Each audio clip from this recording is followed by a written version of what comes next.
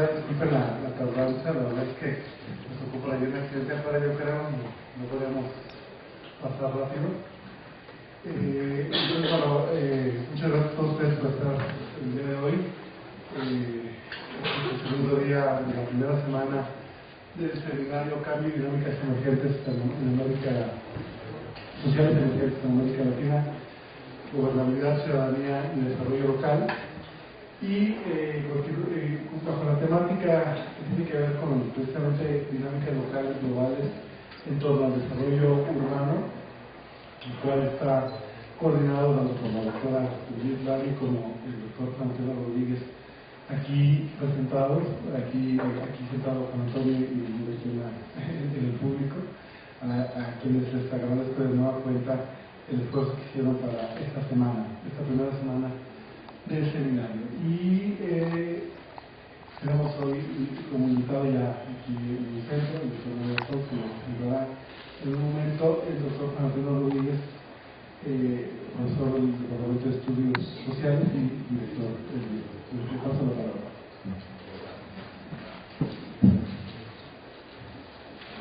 Bienvenidos a todos ustedes. Ahora es muy agradable tener estudiantes en estos foros. Voy a hacer la presentación y también el agradecimiento a Mario Gerardo por acompañarnos. El doctor Mario Bassols Ricardo es licenciado y maestro de Sociología por la Facultad de Ciencias Políticas y Sociales de la UNAM y doctor en Urbanismo por la Facultad de Arquitectura de la UNAM. Actualmente se desempeña como profesor titular C de tiempo completo del Departamento de Sociología de la Universidad Autónoma Metropolitana, Iztapalapa, y es investigador nacional del SNI nivel 3. El doctor Bassols es miembro fundador de la Red Nacional de Investigación Urbana y miembro activo de la Red de Investigadores en Gobiernos Locales Mexicanos. Desde su fundación, además de que es editor de la revista Polis, Departamento de Sociología de la UNAM, Iztapalapa. Fue coordinador del libro Explorando el Régimen Urbano en México, un análisis metropolitano por la propia UAM, el Colegio de la Frontera, Valladolid, México. Dentro de sus principales líneas de investigación se encuentran políticas urbanas y ambientales en México y gobiernos locales, geografía de licenciatura y ciudad y teorías sociológicas.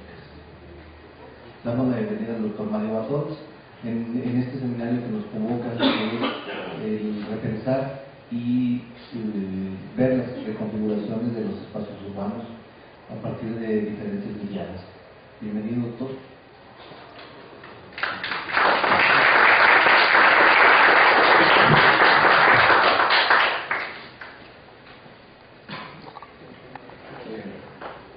Buenos días. Y pues, en primer lugar, mis agradecimientos a Juan Antonio Rodríguez, a los Caldera, tanto a Gerardo Martínez por esta invitación que me hicieron para participar el día de hoy en varias actividades que tienen preparadas con motivo de la presentación de nuestro libro, pero también para discutir algunos temas que podrían resultarles relevantes a ustedes dentro de su agenda académica. Una corrección allí que es mía, que error mío, ya no soy editor de la revista Poli, lo fui durante 3 años y fracción. Me retiré como editor en el 2011, el año en que logró el reconocimiento de CONACYT como revista dentro de su lista de revistas de reconocimiento nacional. Y el tema que he venido trabajando últimamente es el de geografía de la literatura, del cual hemos sacado algunas publicaciones, y actualmente coordino una maestría y doctorado en estudios políticos, procesos políticos en la UAM Iztapalapa, algo que pues lleva mucho tiempo también, y a veces las actividades de investigación se limitan. Quería preguntar de qué tiempo dispongo para exposición. Media hora, wow, o sea, bueno. Entonces, nos vamos rápido. Primero, quería ver si se ve bien. Son unas postales urbanas que yo les traigo a ustedes de algunos de mis recorridos. Quiero decir que debemos de voltear de nuevo a América Latina para conocer nuestro mundo, nuestro entorno, encontrar las diferencias y similitudes, pero en particular y a propósito de lo que probablemente se discute más tarde, encontrar nuestras raíces del ser latino, del ser latinoamericano, para también discutir la forma y el espacio urbano. Entonces aquí tenemos 4 imágenes de Panamá, Curitiba, Sao Paulo y Lima, Perú, en donde observamos diferentes tipos de ciudad y hasta también historias de ciudad. Una historia colonial, una historia moderna, una historia decimonónica, de la cual entonces pues nos vamos a tener que remontar algunas reflexiones sobre lo que llegó a ser la ciudad hidalga de Indias, con la cual se inicia pues el proceso de colonización de las ciudades latinoamericanas, de la región, del continente, particularmente por parte de los españoles y de los portugueses, y que José Luis Romero le llamó en principio la ciudad hidalga de Indias, esa ciudad que estuvo construida a partir de esa referencia con el imperio, España, la idea de construir una ciudad a semejanza de la metrópoli española, pero obviamente y cada vez más reconociendo las diferencias y lo propio que se va generando, ese mestizaje, ese criollaje que con el tiempo se dio. Fueron 3 siglos, como ustedes saben, de dominación española, de exterminio, de expoliación y de destrucción de una civilización indoamericana, pero que dejó varias marcas, varias huellas, rastros y presencias no tan efímeras, más bien durables, constantes, y lo que cabe preguntarse entonces es, pues, ¿dónde andamos, no? ¿Qué podemos recuperar de todo eso y cómo esto lo podemos repensar en el marco del espacio urbano? Evidentemente, con todo y esta diversidad cultural y religiosa que sobre todo está presente en los últimos decenios, sigue persistiendo una institución, la católica, como una de las presencias, sobre todo más importantes, que fue la que le dio uniformidad, la que le dio una forma civilizatoria nueva a las regiones conquistadas, a las zonas conquistadas, pero también con eso que el mismo José Luis Romero llamó una especie de barroquismo, ¿no?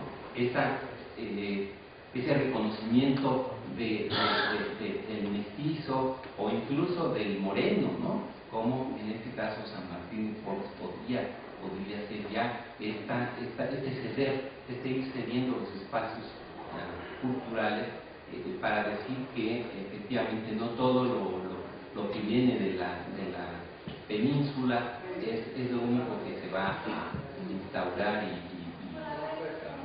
va a persistir, sino también existen estas raíces. Aunque hayan construido, por cierto, sobre las ruinas de Tenochtitlán, pues las grandes casas señoriales, las piedras que construyeron, que tomaron de los templos aztecas, pues fueron con las que construyeron esas casas y las iglesias. Aquí tenemos también un ejemplo de esa ciudad con una mezcla muy importante de grupos indígenas, hispánicos, que sigue teniendo su nota muy actual en el caso de Perú. Y aunque ya Lima es más diverso, sin embargo tiene esas raíces. Vemos aquí la Plaza Mayor de Lima hace 135, 136 años aproximadamente, y una plaza que todavía tenía ese aire señorial de la ciudad patricia, de la ciudad digamos dividida, de ciudad de castas, que contrasta curiosamente con una ciudad ya en donde pues todos toman las calles, todos usan el espacio público, y creo que el tema del espacio público da para mucho más. Sigue habiendo esa presencia de los antiguos edificios. El centro histórico de Lima no es tan grande como el de la Ciudad de México, pero sigue siendo importante, lo han remodelado, le han dado una manita de gato, pues, pero sobre todo también sirve para ese tipo de eventos con los cuales pues las familias persisten, por ejemplo, en este caso, la foto de la boda, ¿no? De pronto pensamos en una ciudad temática, en una ciudad que empieza a adquirir o le han impreso un tono, una modalidad con objeto turístico, con el objeto de difusión de su historia, pero a partir de un eje solamente. Y esto es lo que creo que está pasando también en algunas ciudades mexicanas, como en el caso de Oaxaca, ¿no? Que es uno de los casos que fueron estudiados en nuestro libro. También les quiero presentar algunas imágenes de otras ciudades o de otros territorios.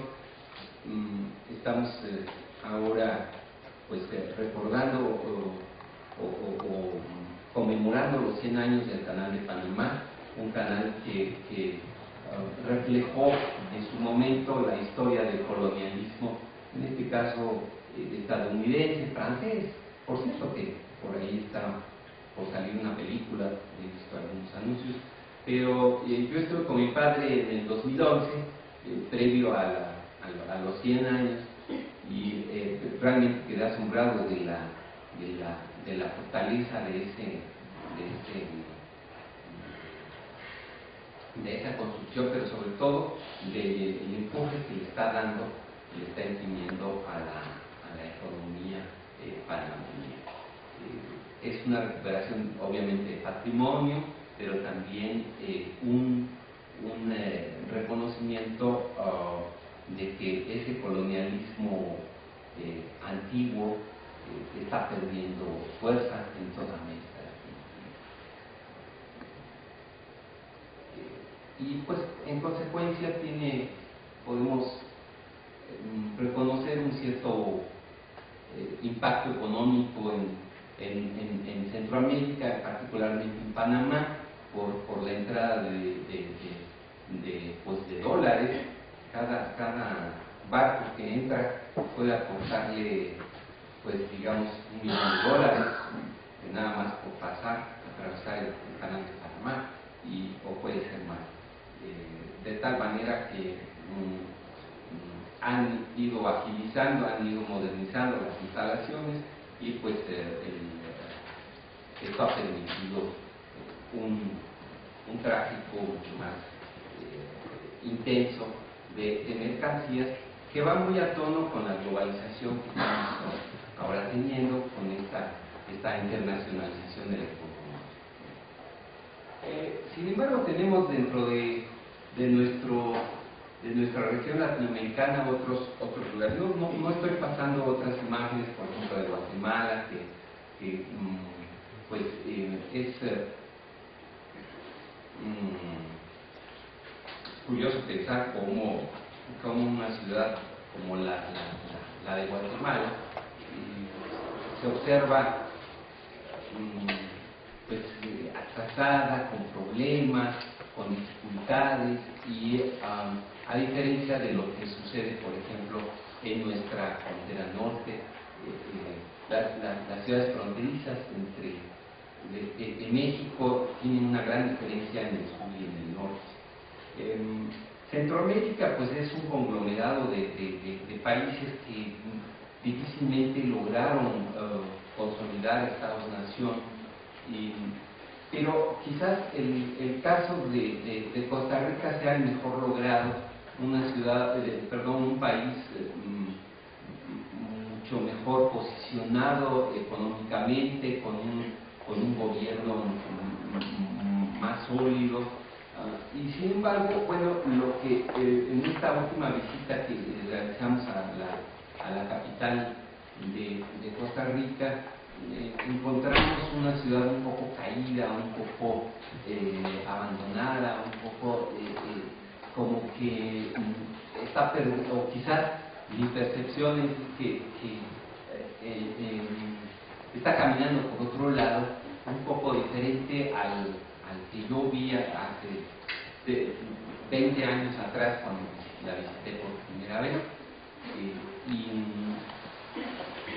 Y es una ciudad que se está deteniendo en el tiempo, que no ha mostrado, por lo menos en la parte del centro histórico, estos procesos que estamos viendo nosotros en nuestro país, en varias ciudades, de gentrificación. Parecería como que la ciudad de ahí no ha cambiado para bien y para mal, ¿no? Pero como ustedes ven al final, esa imagen espectral es de un vagabundo que anda con unas filtrazas como ropa, caminando sin ton ni son por la ciudad. Todas estas ciudades, todos estos países, a excepción de Guatemala, tienen sus ciudades no son de gran raigambre histórica, digamos, ¿no? En San José pues se conservan muy pocos edificios coloniales, más bien es una ciudad comercial, una ciudad casi del siglo XIX, XX, XXI, pero como vemos muy diferente al caso de Panamá. Y luego también en el Caribe, pues tuve la oportunidad de estar el año pasado en La Habana y en otras ciudades cubanas, y lo que observamos es en efecto una ciudad atípica. Yo la había puesto al principio ciudad bizarra, pero bueno, por razones muy comprensibles tiene que ser así, ha sido así en los últimos 60 años o más, ¿verdad? Desde el 59, desde la Revolución Cubana para acá, tiene una serie de características que por ejemplo, vemos en la imagen superior, aparentemente esta idea de bueno, pues, La Habana como turismo, La Habana como escenario natural, exceso, bonito, pero abajo la ciudad colonial, la ciudad que llegó a tener una presencia importante dentro de la colonia española, y luego esta ciudad de la resistencia, la ciudad socialista, la ciudad que repele las agresiones del imperialismo yanqui. Esta es la representación a la derecha de su pantalla.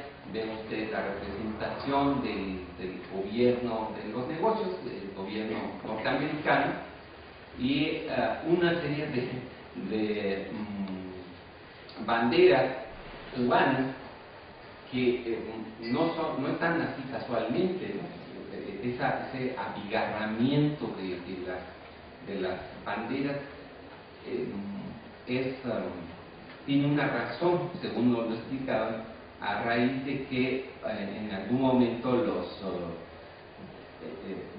los americanos pusieron en el edificio una serie de anuncios, así como haciendo un llamado a la población cubana para que despertara y entendiera que los Castro eran algo, bueno, que la democracia se había esfumado, no había discusión política, y bueno, necesitaban pensar qué debería de hacerse, ¿no? El caso es que frente a eso, pues para que se demostrara según los cubanos la manera de ser de ellos, pues les pusieron esas banderas, además para que ya no pudieran leer. Bien, finalmente esta otra imagen de Sao Paulo, donde vemos dentro de ese asfalto de edificios y lleno de torres y de rascacielos, tenemos también un espacio residencial que hace ecos a la ciudad jardín de Howard de hace ya 100 años atrás, pero que en varias partes de América Latina dejó alguna huella, por supuesto en Brasil, por supuesto también en México y y finalmente termino esta primera presentación de fotografías con mi última visita, recientísima, a la ciudad de Tijuana, donde observamos cómo conviven la pobreza y la riqueza de una manera singular.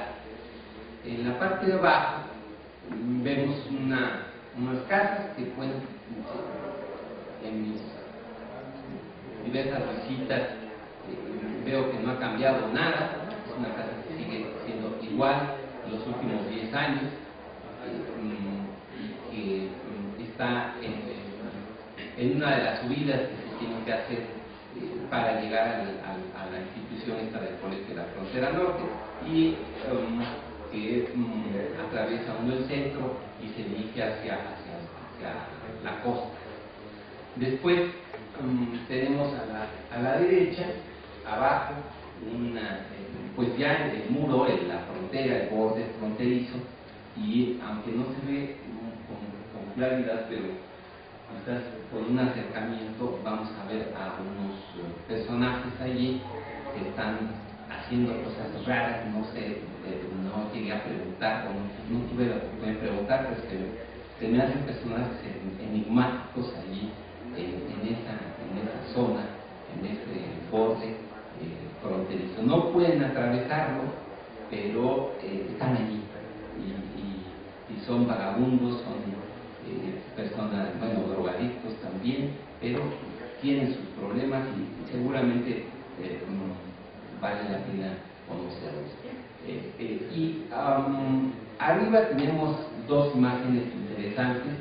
A la derecha una imagen de la revista Egos, que dice: yo soy la Alta y la California, y es una entrevista, bueno, pasan en el mes de agosto, una entrevista a un empresario de Tijuana. Los empresarios de Tijuana parecería que pues, no tienen gran presencia nacional, pero están moviéndose de una manera importante, reposicionándose y con algunas ventajas, precisamente por estar en la frontera norte y en particular pues del lado más rico de Estados Unidos, ¿no? De California. Y a la izquierda vemos nosotros arriba, en la esquina superior izquierda, un nuevo centro comercial novísimo de este año que está dedicado a la gastronomía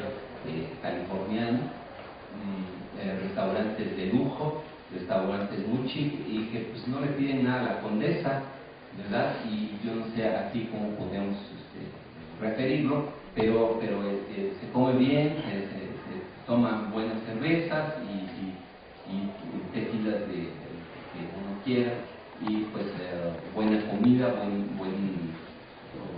buen ambiente, y en fin, aprovechando también la gentileza del clima que tiene Tijuana frente a una ciudad muy cercana como Mexicali, que se está rebasando a 52 grados, ¿no? Bueno, ¿llevo cuánto tiempo? 20 minutos. Bueno, la primera parte, ahora ya explicando algunas cosas más textuales, quisiera yo hacer referencia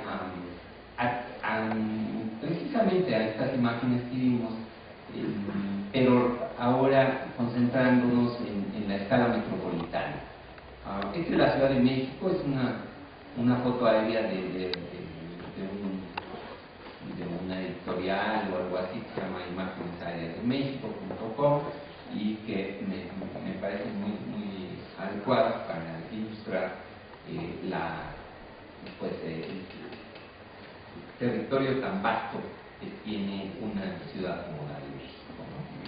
Más de 20 millones de habitantes, incluyendo su zona metropolitana hasta el estado de Hidalgo. Pero primero tenemos que reconocer o pensar en cuáles son estos orígenes de las metrópolis. No siempre ha habido metrópolis, aunque probablemente la primera gran metrópoli fue Roma, por la internacionalización de las culturas que hubo entonces.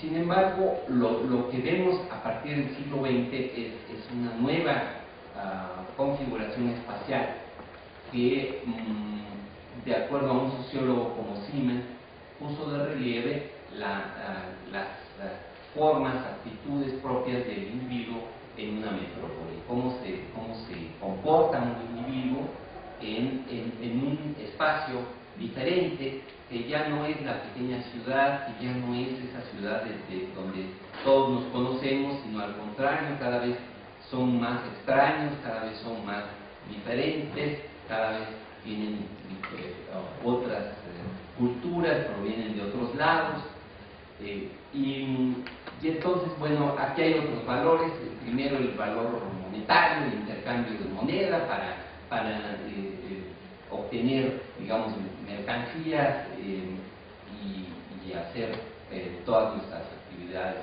cotidianas, acumular riqueza, etcétera. Pero también es un espacio de libertad, de movilización, que bien sabemos es eso, la ciudad moderna. No la ciudad medieval era una ciudad que, a pesar de ciertas libertades al interior, pues había un gobierno más bien de tipo autoritario que ordenaba. Ahora esas murallas se han roto de tiempo atrás. También las tuvimos en México. De hecho, las ciudades mexicanas y todas las ciudades latinoamericanas en general, como dice Romero, pues fueron ciudades fortalezas, ciudades muro, ciudades que se tenían que defender bien en la costa contra los corsarios y los piratas, o bien al interior de los territorios para evitar que fueran asoladas por ciertos grupos pues que no estaban muy acorde con esas colonizaciones. Pero esto ya es tiempo atrás. Ahora estamos más bien en una etapa nueva, donde esas fronteras, esas murallas ya se rompieron, son una reliquia en todo caso, y ahora el individuo se mueve con libertad y entra en estos nuevos fenómenos más de tipo sociológico, como los conocemos ahora, del anonimato y también comportamientos anómicos que se presentan en la ciudad. Un comportamiento anómico típico, de acuerdo a lo que en su momento estudió el sociólogo francés Emilio Durkheim, es el suicidio. Aunque él no hacía referencia de precisamente que las ciudades eran causantes de una mayor incidencia del suicidio, yo estaría pensando en que pues por ahí hay alguna razón de esos comportamientos, ¿no? También está otro tipo de comportamientos como el hastío, la indiferencia que podemos ver en la calle cuando sucede algún accidente o cuando vemos ahí un hombre tirado en la calle. ¿Qué ha pasado con respecto a las ciudades europeas frente a las americanas? Que el orden se ha invertido, ¿no? Si a principios del siglo XX las ciudades, las metrópolis más grandes se encontraban ya sea en Estados Unidos o en Europa, ahora tenemos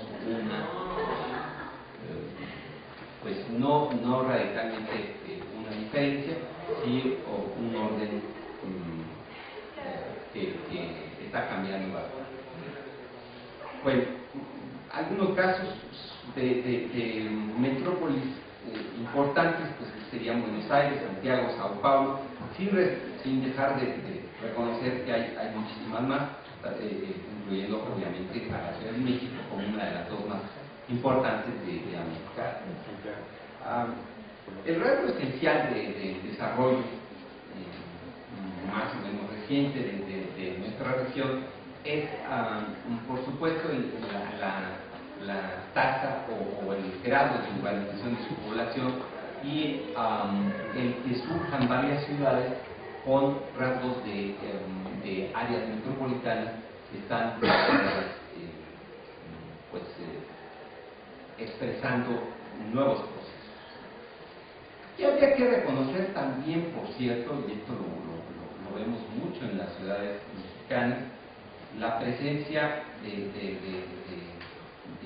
los negocios del negocio inmobiliario, que es el que ha catapultado, ha impulsado este repoblamiento o este poblamiento de la periferia o de las periferias, esta suburbanización que estamos viviendo.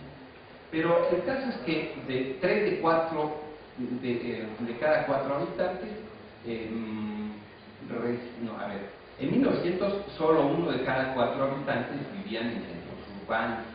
Ahora 3 de cada 4 residen en un 75% aproximadamente, se podría considerar que vive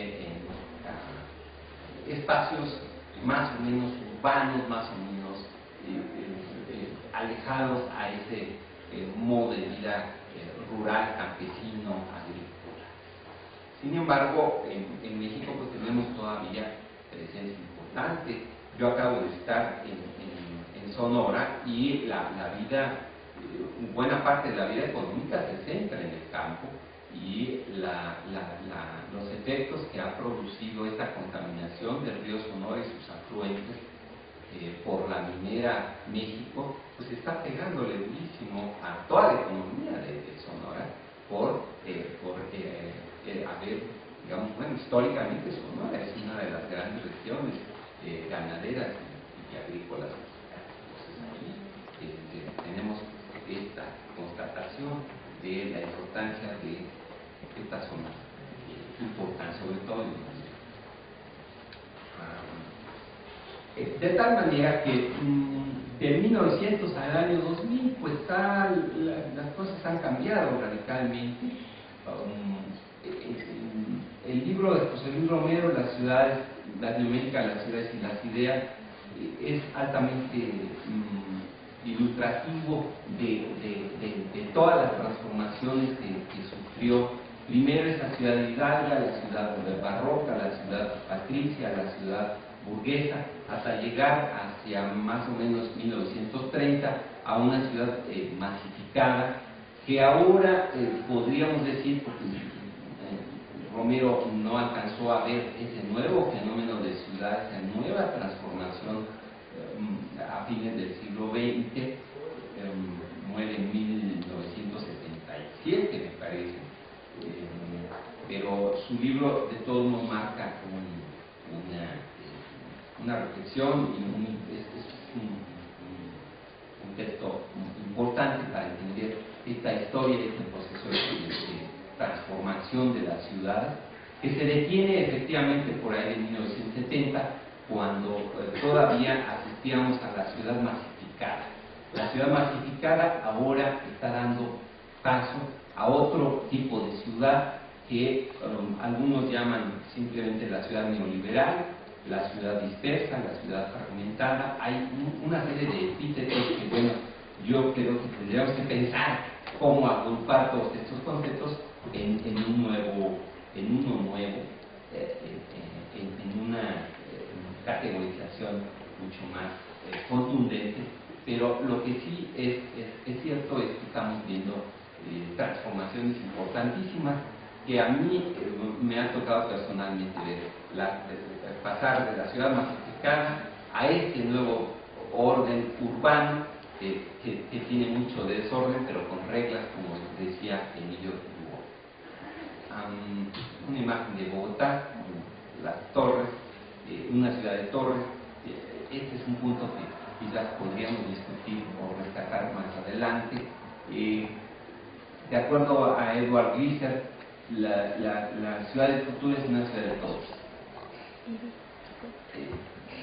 Es una ciudad, según él, más sustentable, se puede concentrar servicios, se puede ahorrar insumos y que facilita el comercio.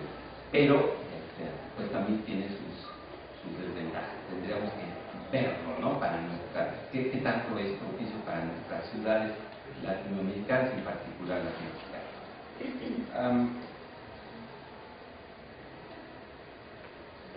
En cuanto a los procesos de metropolización, seguimos insistiendo.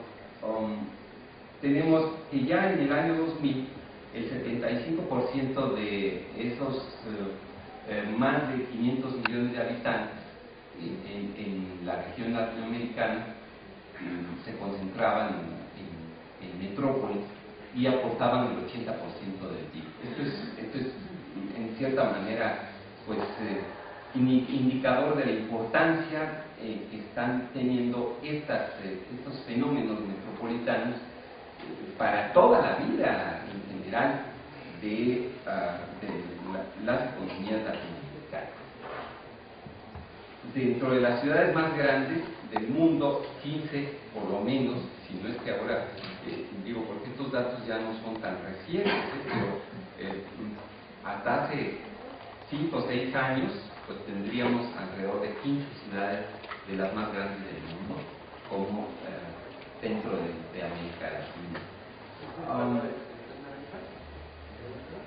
Y esto comporta diversos fenómenos territoriales, ¿no? Es decir, en el caso de Buenos Aires implicó una integración de diversas regiones, municipios, ¿verdad?, en la provincia de Buenos Aires que le confieren a la metrópolis una nueva, digamos, una nueva forma.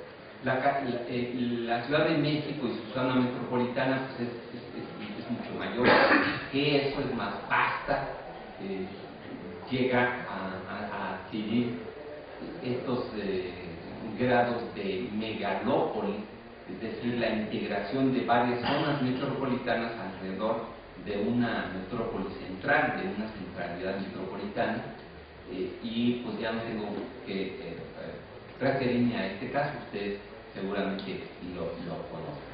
Y en escalas diferentes, entonces tendríamos que evaluar, por ejemplo, el caso de León, cómo integra también a otros subcentros urbanos, Monterrey, Guadalajara, etc., ¿no? Le puse así Adán Buenos Aires a partir de un libro que escribió un autor bonaerense de hace ya bastantes años. Fue podríamos decir, el primer libro que novela la ciudad y que se llamó así. Hay una librería que está en una de las en la calle de Corrientes en Buenos Aires y que pues, ilustra más bien esa manera singular de ser de la ciudad de Buenos Aires. En alguna de las imágenes, a la izquierda abajo, tenemos Puerto Madero, un Puerto Madero revitalizado, y yo no sé si lo podemos ver acá, con un poquito más de detalle. Puerto Madero es básico para entender Buenos Aires, básico para entender esa introducción del metro como uno de los primeros de América Latina, creo que fue el primero a principios del siglo, y el momento en que se inaugura Puerto Madero le catapulta la economía de Buenos Aires, que en buena medida estaba destinada al comercio con Europa y por lo tanto también a un alto componente migracional europeo. Así nace probablemente la ciudad de Buenos Aires moderna, mucho antes que la nuestra. Estamos hablando de una ciudad que todavía estaba gobernada de un país que estaba gobernado por Don Porfirio, pero que pese a la modernización que se logró entonces, nada que ver con Buenos Aires ya en 1910, por ejemplo. Y ya si nos vamos pues estamos ya en el cono sur, nos vamos a Santiago, vemos diversas también postales de épocas diferentes, ¿verdad? Una iglesia colonial a propósito de un edificio allí medio moderno, de vidrios, junto a un edificio que es creo que es departamento Fuenzálida o Torre Fuenzálida, que es un apellido muy común allá en Santiago, y sobre lo cual también hay una novela de este apellido, bueno, a propósito de ello, de los años, estamos viendo como un edificio como de los años 60, si ven ustedes el elevador a la izquierda arriba, a la derecha arriba, y lo chic, digamos, es el nuevo centro comercial que vemos a la izquierda abajo, que tiene un acceso de la calle para no atravesar la avenida que está llena de autos y de camiones, pues construyen un puente con unas escaleras eléctricas en donde los santiagueños pues van y vienen a comprar pues muy elegantes, ¿no? Pero también tenemos otros fenómenos en Santiago, como la ciudad de las bicicletas, la ciudad del ciclismo urbano, que es sumamente interesante. Yo no sé si todo ello conforma una ciudad neoliberal, una ciudad como Santiago, que para mí podría ser la que configura mejor este panorama de la nueva ciudad, pero con sus riesgos y sus ventajas y todo, ¿no?, que tendríamos que discutir. Regresamos un poco a la textualidad del discurso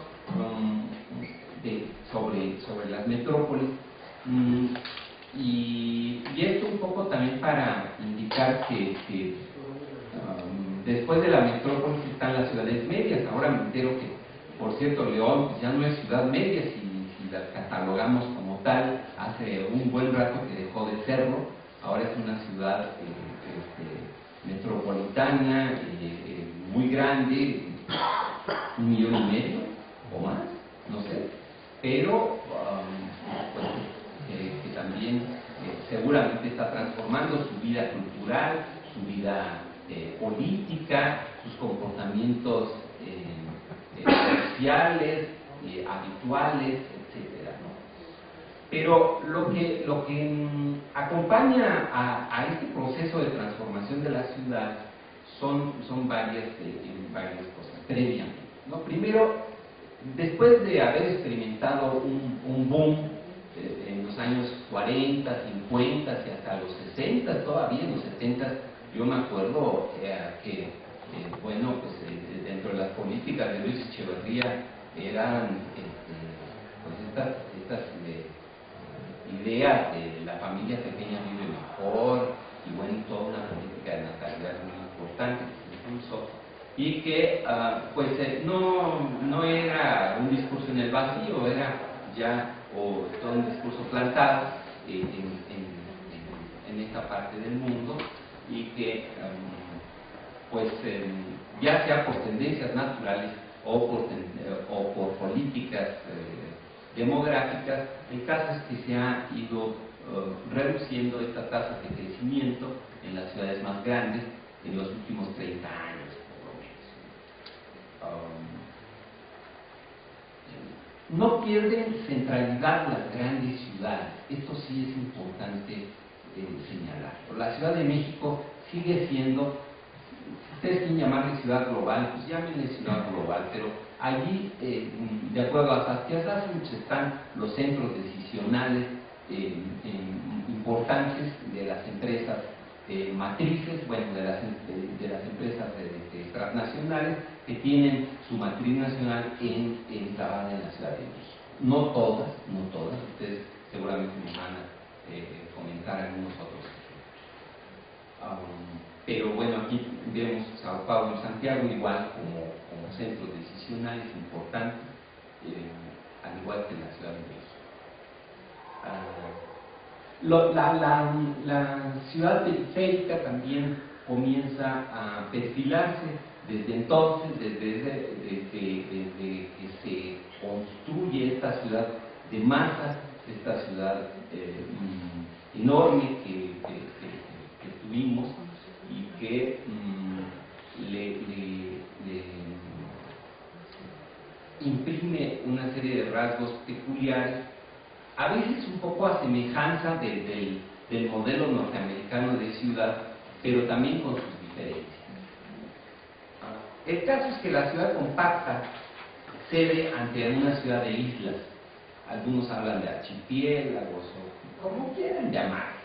El caso es que es una ciudad fragmentada, una ciudad que se va perdiendo su unidad, su contorno físico delimitado ya parece cada vez más difuso, ¿no? Y esto también tiene una serie de cambios a nivel de procesos migracionales y también de movilidad de trabajo en las ciudades.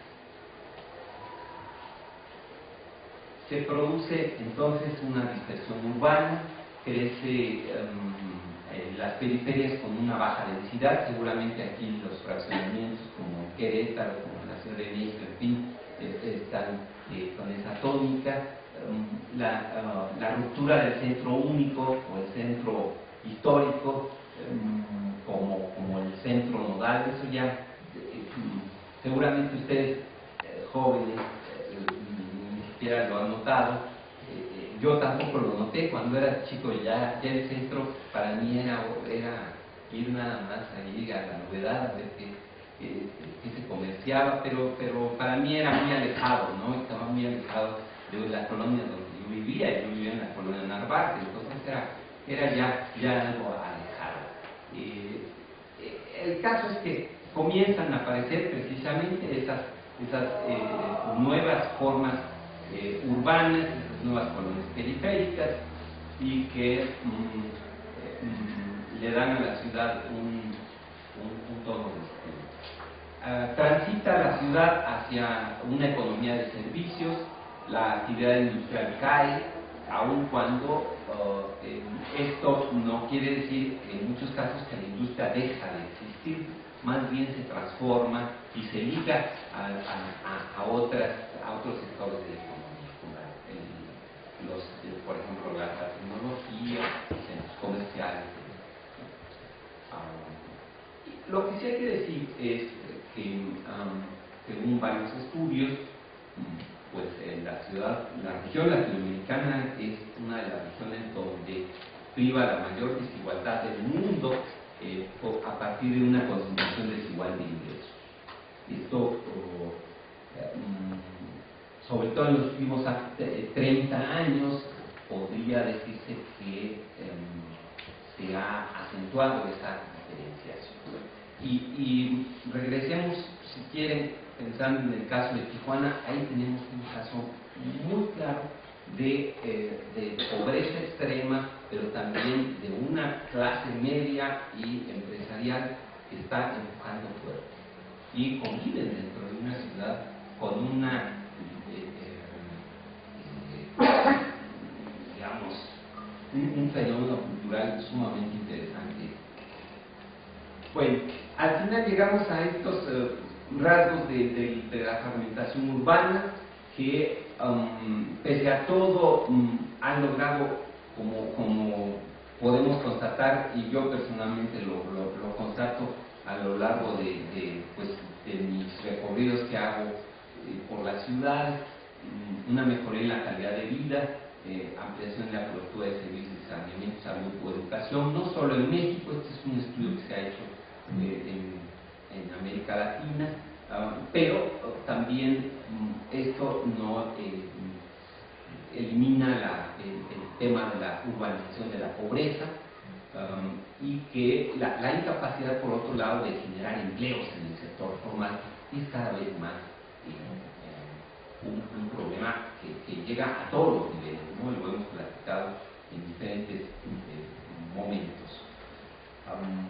Y por otro lado, también al interior de las ciudades estamos viendo una dualidad, este fenómeno de las ciudades,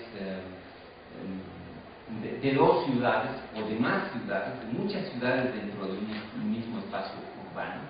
Hay digamos, tomando el caso de la Ciudad de México, y ustedes me podrían platicar acá de León, de Guanajuato, quizás, o de alguna otra ciudad, pero en México pues es muy diferente una delegación como Miguel Hidalgo o el municipio de Huixquilucan o Coajimalpa frente a una delegación como Tláhuac o Mipalca o Iztapalapa. Yo viví en Iztapalapa más o menos 10 años y hemos comentado en otras ocasiones también que no ha cambiado nada en Iztapalapa, así suavemente, en los últimos 20 años que yo, bueno, tengo 26 años dando clases en la UAM Iztapalapa, y no solo por el contorno que rodea a la UAM, sino en general el estado de la economía y de los habitantes, las condiciones de vida de muchos de los habitantes de Iztapalapa sí es muy bueno, es decir, no se ha transformado radicalmente. Haya o no gobiernos de izquierda, haya o no gobiernos progresistas, esto no ha impactado. Esto es discutible, pero bueno, ustedes dirán. Como otras imágenes para que vean ustedes también estos fenómenos comportan la desigualdad, la concentración del ingreso, la aglomeración y la gentrificación. Ustedes me dicen a qué hora de paro, porque tengo otros puntos más. Finalmente es una ciudad disfuncional. Tenemos unas ciudades que algunos califican con problemas para que la organización de la vida económica, de la vida cotidiana, de la movilidad sea óptima. Es problemático lograrlo por ejemplo, la infraestructura vial. Aquí, para llegar a este centro educativo, me dicen que muchos de los estudiantes tardan entre hora y hora y media. Para la UAM Iztapalapa, los estudiantes tardan hasta 2 horas o 2 horas y media, porque viven en municipios quizás no tan lejanos a la Ciudad de México, al Distrito Federal, pero las condiciones del transporte son pésimas. esto es una disfuncionalidad, efectivamente. Esto de raíz es una de las cosas más duras, más difíciles de cambiar, pero también por el modelo de ciudad que hemos tenido no se le ha puesto atención debida suficiente al transporte público masivo y a nuevas estrategias de movilidad. Entonces, ¿esto qué implica? Pues ineficiencias, pérdidas de oportunidades de empleo.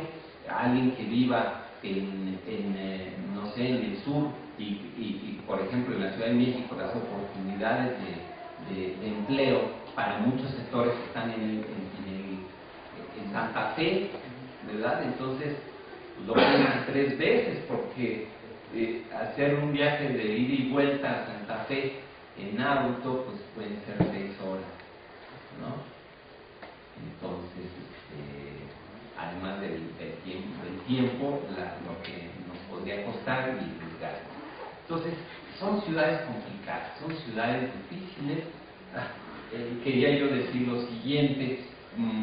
Ahora que venía para acá, bueno, a tomar tomé el metro de la Ciudad de México y dije, bueno, pues es un servicio bastante eficaz dentro de todo, tiene sus problemas, pero bueno,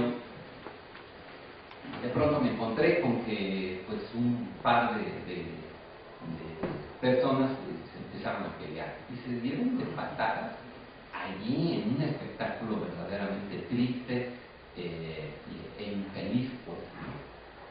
Y de una violencia que es inútil, es totalmente inútil.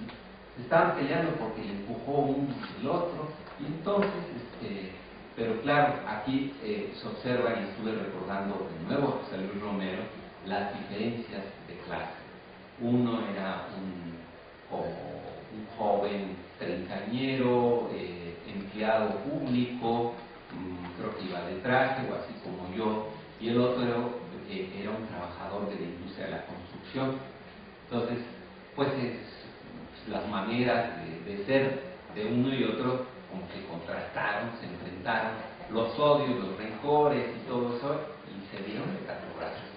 Y claro, nos detuvieron el tren durante 10 minutos y estuve cerca de no llegar a tiempo a la terminal del norte para tomar el autobús que me trajo acá. Afortunadamente salió más tarde, pero me hizo pensar un poco que más allá de las tecnologías del transporte también hay que cambiar nuestras maneras de ser, porque si no, no vamos a poder eliminar esas. Estamos trabados en ese sentido, ¿no?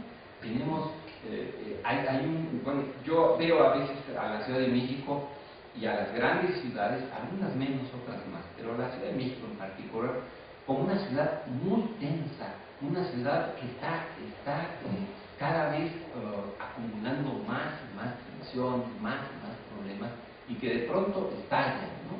Pero somos, como dicen, somos bien chilangos, ¿no? Somos como que finalmente nos acomodamos, nos hacemos ahí como que la idea de que pues aquí no pasa nada, y pues sí vimos eso, vimos el otro, y seguimos adelante.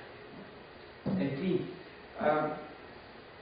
ahí está el problema, ¿no? Creo que este punto de vista sociológico, antropológico, psicológico, debería de tomarse más en cuenta en las políticas públicas. No voy a decir más. Las metrópolis, con todas estas circunstancias que hemos comentado, están perdiendo competitividad económica frente a otras ciudades. ¿Sí? Cuando una ciudad de pronto no logra resolver sus problemas de movilidad, de transporte, pues comienza a generar diferencias de competitividad, y entonces, pues como está sucediendo en Querétaro, ¿verdad? Pues es una ciudad que está creciendo de una manera importante, seguramente por varias razones, pero pues ahí están encontrando un nuevo nicho interesante, pues, ¿no? Se va a construir ahora el tren rápido, que va a acelerar todavía más esa aglomeración megalopolitana, pero por otro lado pues va a permitir desplazar al commuter de una manera mucho más eficaz. Bueno, otros procesos de cambio. Estamos viendo una reestructuración de las economías latinoamericanas en cuanto a oportunidades de empleo, una mayor diversificación, una educación también que difiere de un país a otro, pero que en términos generales pues, está teniendo transformaciones importantes. Nosotros acabamos de tener una reforma educativa muy polémica, pero ahí vamos. Las universidades están creciendo. No puedo decir lo mejor en términos de las instituciones de salud, en algunos casos están mejor que otros, pero hay eso sí, una oferta cultural enorme que se ha abierto sobre todo en los últimos 20 años.